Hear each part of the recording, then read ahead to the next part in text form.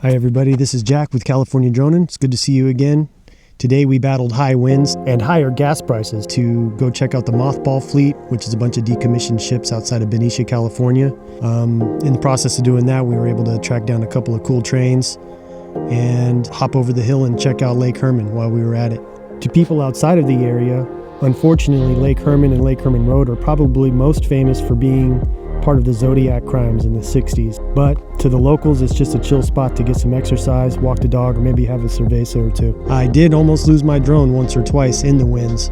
I don't know if you're going to be able to see it on the recordings, but if you notice the trees and the waves, man, the wind was brutal. Anyway, enjoy the video. Thanks.